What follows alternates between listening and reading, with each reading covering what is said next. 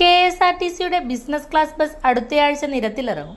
ശുചിമുറിയും ഭക്ഷണവും കഫ്റ്റീരിയയും പാൻട്രിയും ഒക്കെയായി വന്ദേ ഭാരത് ട്രെയിന് സമാന്തരമായി ആഡംബര ബസ്സാണ് ഓടിത്തുടങ്ങുന്നത്. ആദ്യമായി എയർ ഹോസ്റ്റസ് മാതൃകയിൽ ബസ്സിൽ ബസ് ഹോസ്റ്റസും ഉണ്ടാകും. 2 കോടി രൂപ വിലയുള്ള 2 ബസ്സുകളാണ് KSRTC ഇതിനായി വാങ്ങിയത്.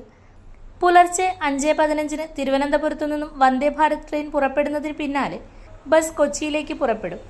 അതേസമയം തന്നെ എറണാകുളത്തു നിന്നും തിരുവനന്തപുരത്തേക്കും മറ്റൊരു ബിസിനസ് ക്ലാസ് ബസ് യാത്ര തിരിക്കും.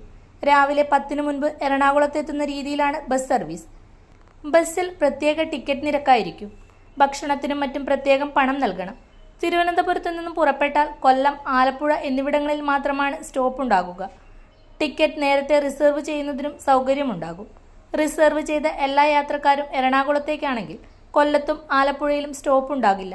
ബസ്സിൽ കണ്ടക്ടർ ഉണ്ടാവില്ലെന്നും പകരം ടിക്കറ്റ് പരിശോധിക്കാനും ഭക്ഷണം എടുത്തു നൽകാനുമൊക്കെയായി ഒരു ബസ് ഹോസ്റ്റസ് ആയിരിക്കും ഉണ്ടാകുകയെന്നും ഗതാഗത മന്ത്രി KB ഗണേഷ് കുമാർ നേരത്തെ അറിയിച്ചിരുന്നു. വോൾവോയുടെ ബസ്സാണ്. ഇതിന്റെ ബാക്കി കാര്യങ്ങളെല്ലാം പൂർത്തിയായി കഴിഞ്ഞു. ബസ്സിൽ പാൻട്രിയും ടോയ്ലറ്റും ഹോസ്റ്റസും ഉണ്ടാകും. രാവിലെ ഒരു ബസ് കൊച്ചിയിൽ നിന്നും തിരുവനന്തപുരത്തേക്കും അവിടെ നിന്നും ഒരു ബസ് തിരിച്ചും എന്ന രീതിയിലാണ് ക്രമീകരിച്ചിരിക്കുന്നത്.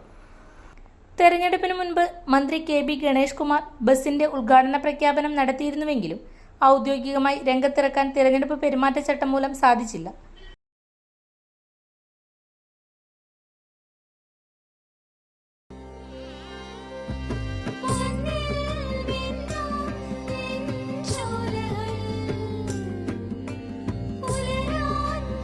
ഇതെനിക്ക് തരുമോ?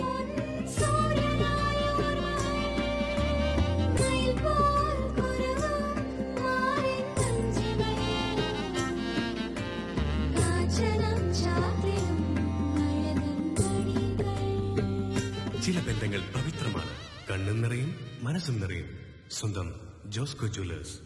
ഇനി സംശുദ്ധമായ സ്വർണം ചെറുപുഴയിൽ.